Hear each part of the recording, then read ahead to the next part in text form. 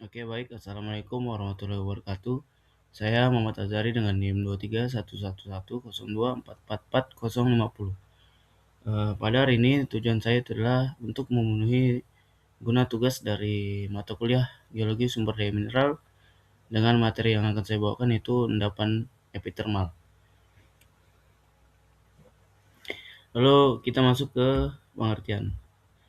Di sini adalah pengertian endapan epithermal adalah endapan dari sistem hidrotermal yang terbentuk pada kedalaman dangkal dan umumnya terletak pada busur vulkanik yang dekat dengan permukaan. Endapan ini umumnya ditemukan sebagai sebuah pipe, seperti zona di mana batuan mengalami breksiasi dan teralterasi atau terubah tingkat tinggi.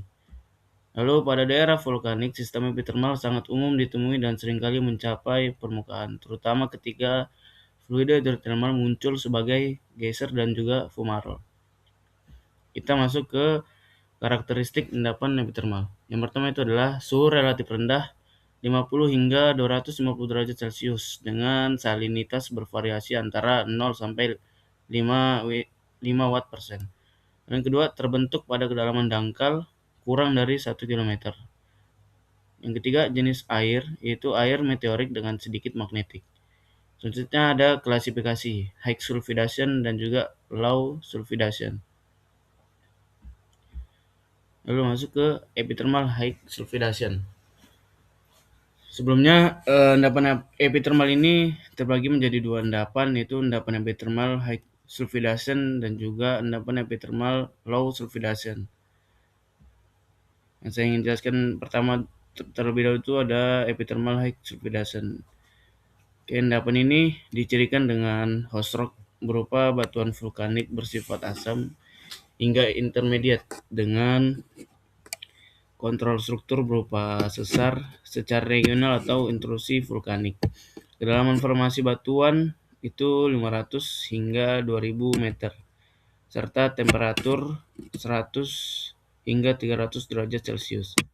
Endapan ini juga dipengaruhi fluida hidrotermal intrusi magmatik yang cukup dalam. Fluida ini bergerak secara vertikal dan horizontal menembus rekahan pada suhu relatif tinggi, 200 hingga 300 derajat Celcius. Fluida ini didominasi oleh fluida magmatik dengan kandungan asam yang sangat tinggi, yaitu berupa HCl, SO2, dan H2S, dengan dalam kurung Pirajono 1992. Lalu masuk ke endapan epithermal low sulfidation, yang dimana dicirikan oleh larutan hidrotermal yang bersifat netral serta mengisi celah-celah batuan.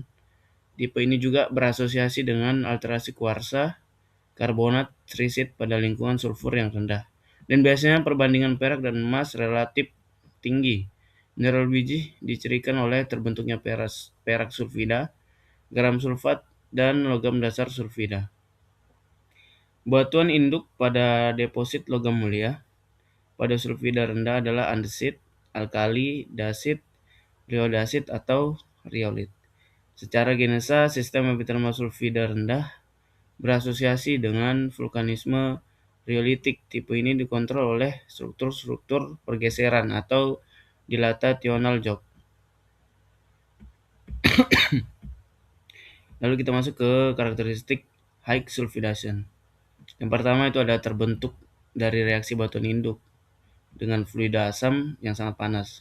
Lalu dia membentuk endapan, yaitu endapan AU, CU, dan AG. Serta dipengaruhi faktor litologi, struktur, alterasi batuan samping, mineral biji, dan kedalaman formasi. Lalu yang terakhir berhubungan dengan pH asam.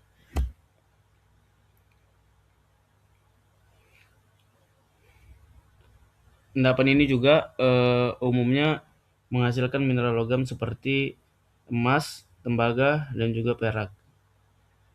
Lalu kita masuk ke karakteristik low sulfidation.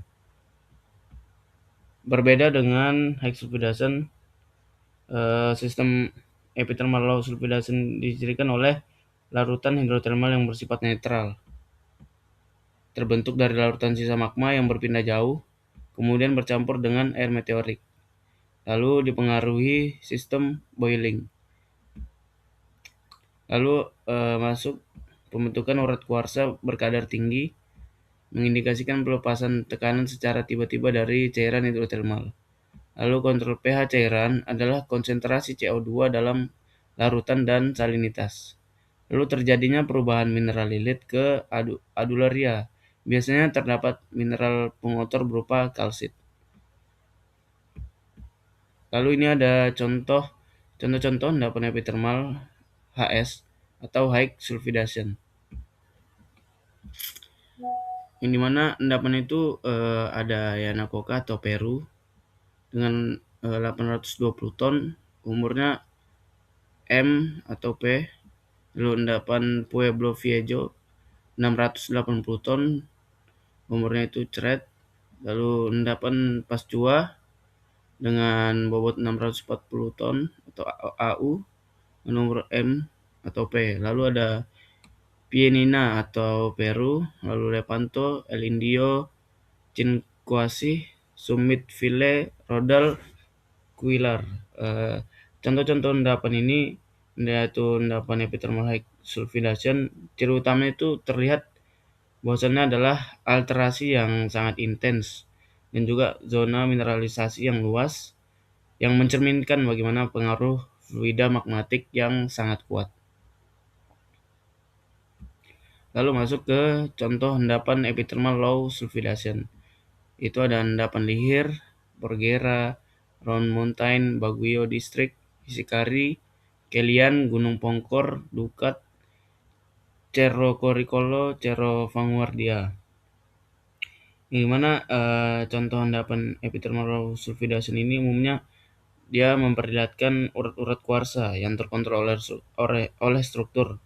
Endapan ini juga sering menjadi target utama penambangan emas dan juga perak yang berkadar tinggi. Baik, lalu lanjut ke macam-macam endapan emas menurut Heidenquist dan Arribas 1999.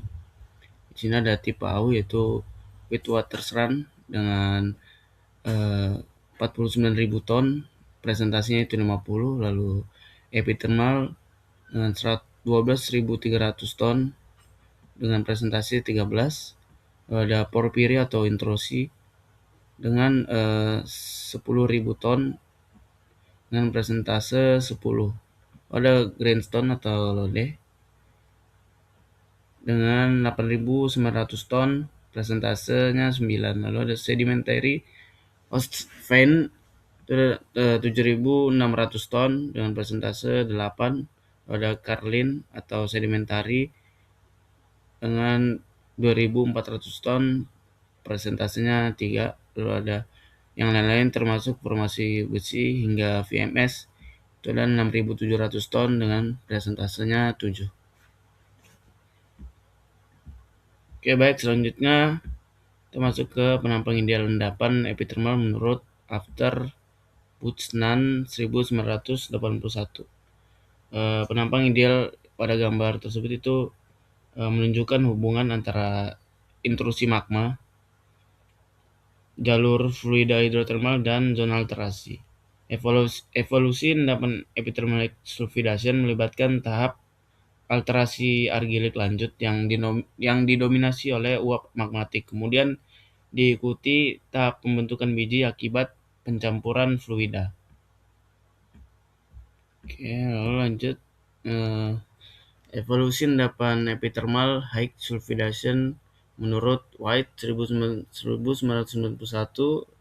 ada Rie 1993, lalu ada Heidenquist et al 1994A, yang dimana menunjukkan endapan epithermal high sulfidation berkembang melalui 2 tahap utama.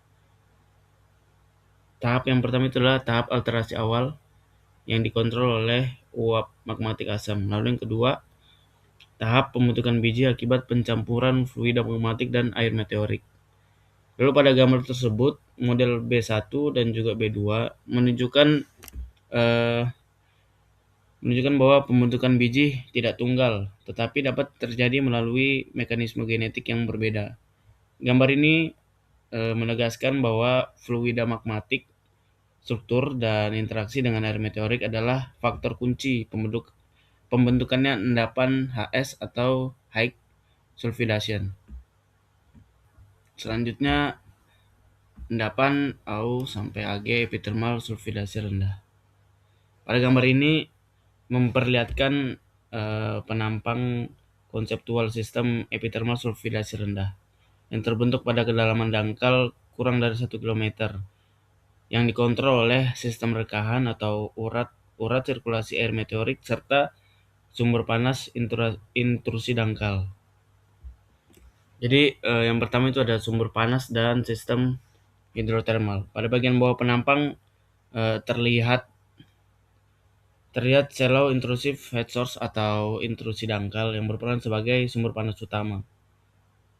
Panas berasal itu dari magma, tetapi fluida didominasi air meteorik, ciri khas sistem dari endapan epithermal low sulfidation. Lalu yang kedua, jalur fluida dan urat atau vein. Fluida hidrotermal yang telah dipanaskan, yang pertama naik ke atas melalui rekahan dan struktur sesar, mengendapkan mineral biji di dalam urat-urat atau vein. Urat itulah yang menjadi lokasi utama mineralisasi emas sampai perak pada sistem epithermal sulfidasi rendah. Lalu yang ketiga ada zona boiling pada kedalaman menengah kurang lebih 200 hingga 400 meter. Ditunjukkan ada zona boiling. Makna zona ini itu adalah yang pertama tekanan fluida turun secara tiba-tiba. Yang kedua fluida mendidih. Yang ketiga terjadi perubahan kimia fluida, pH, EH maupun CO2. Lalu yang terakhir adalah logam terpresipitasi. Zona boiling ini adalah zona pengendapan emas perak paling penting pada sistem low sulfidation. Lalu masuk ke 4, zona mineralisasi vertikal. Gambar menunjukkan zonasi logam yang jelas, yang dimana zona emas perak terletak pada kedalaman menengah, berasosiasi langsung dengan zona boiling, lalu merupakan target utama eksplorasi dan penambangan. Lalu ada zona lagam dasar, terletak lebih dalam, didominasi oleh Pb, Zn hingga Cu, lalu terbentuk pada temperatur dan tekanan yang lebih tinggi. Zonasi tersebut mencerminkan penurunan temperatur ke arah atas. Lalu yang kelima itu ada zonasi alterasi hidrotermal. Sistem LS menunjukkan alterasi yang relatif lebih lemah dan netral dibanding HS.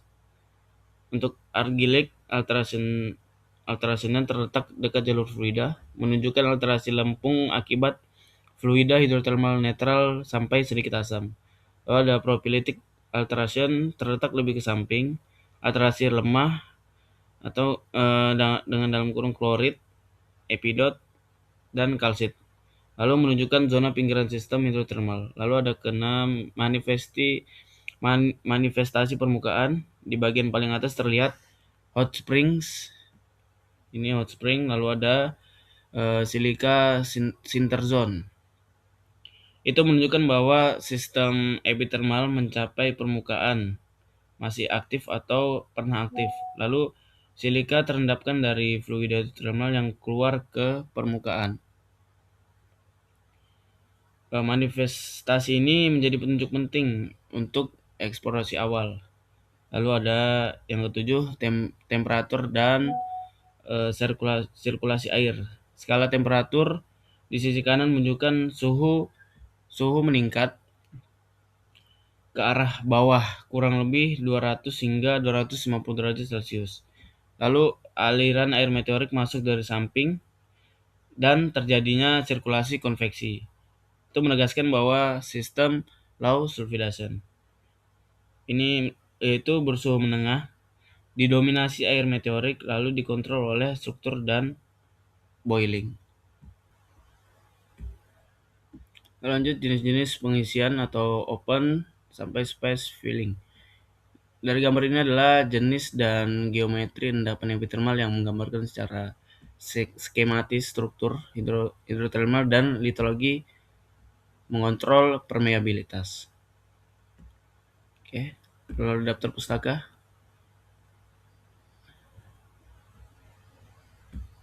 Oke, baik, sekian epithermal HS atau LS. Yang penting bukan cuma emasnya atau peraknya, tapi proses geologinya. Sekian dari saya. Terima kasih. Assalamualaikum warahmatullahi wabarakatuh.